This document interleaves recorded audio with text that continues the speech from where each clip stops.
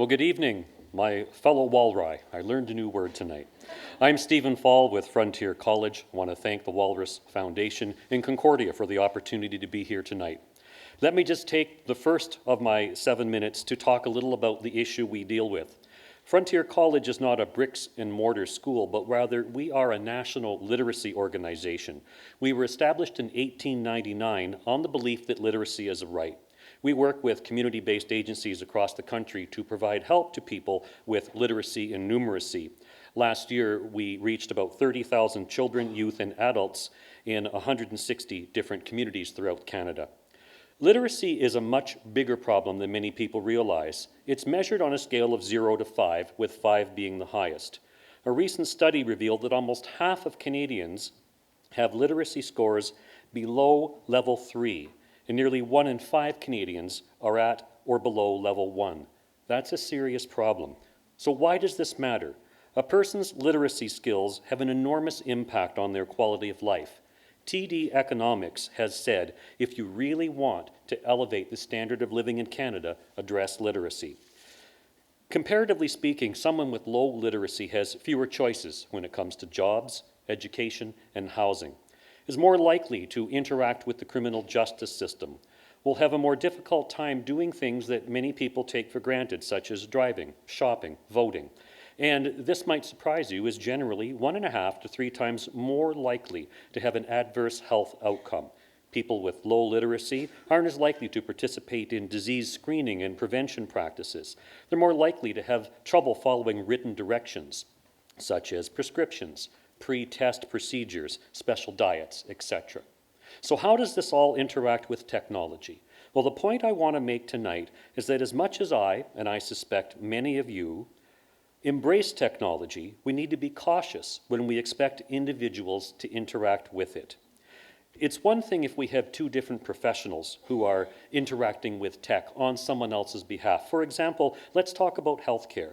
We could have a healthcare practitioner dealing with another healthcare practitioner with technology being a common link. That's terrific. But for the reasons I've just outlined, when we expect individuals to interact with the tech, we need to be careful because we run the risk of leaving people behind, especially those with low literacy.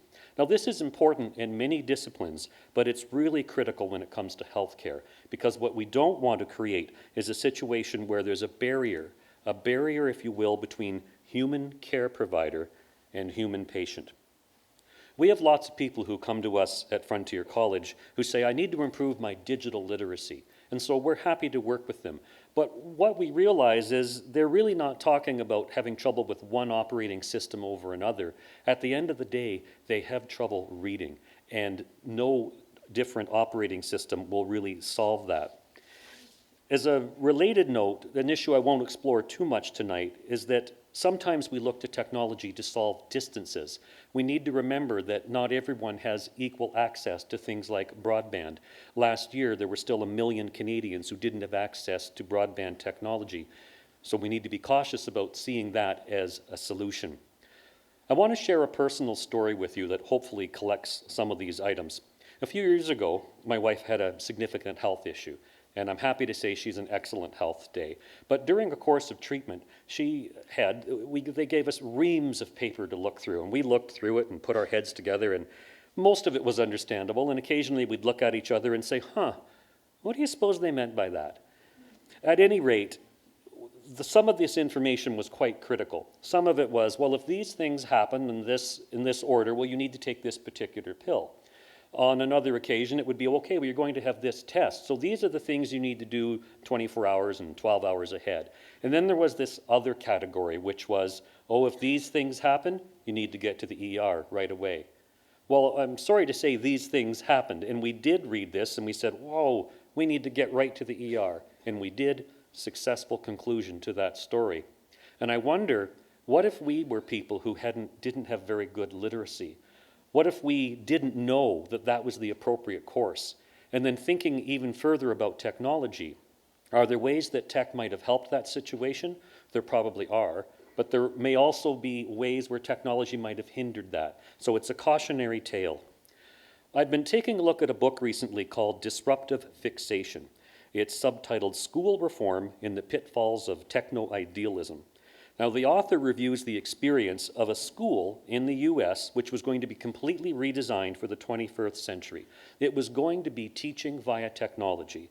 Now, I'm not qualified to go into the whole explanation of that experience, but I will provide the summary that I've gleaned from reading the book so far, is that this school that was going to solve education issues through technology ran into a few problems along the way. And through the course of their experience, they ended up reverting ever closer to the status quo, which is not to say people shouldn't try to make improvements and not to say we shouldn't use technology, only that it's a process and it requires careful consideration and we need to be prepared for trial and error. The author notes that there are a number of technological advances over time that have come with a promise. The internet, you'll be happy to know, is a tool to bring people together. Now I say that with a bit of a smile, simply because I read Twitter, and I'm not so sure I'm being brought together with my fellow human through Twitter. Before that, electronic media would create an harmonious global village. Even further in the past, the printing press would create a new democratic world. Now, not to say that there isn't truth in some of these things, but they're not a panacea. I'll conclude by noting that any time technology interrupts the status quo, there are two pretty distinct views. There's the tremendously optimistic and the tremendously cynical. Traditionally, I lean more toward being optimistic, but I will say on this issue, particularly technology, as it applies to some of the things we're talking about, I'm cautious. I'm cautious about viewing it as an answer to complicated questions, and I'm concerned that for the reasons I've outlined, if we're not careful, we risk leaving people behind. Thanks.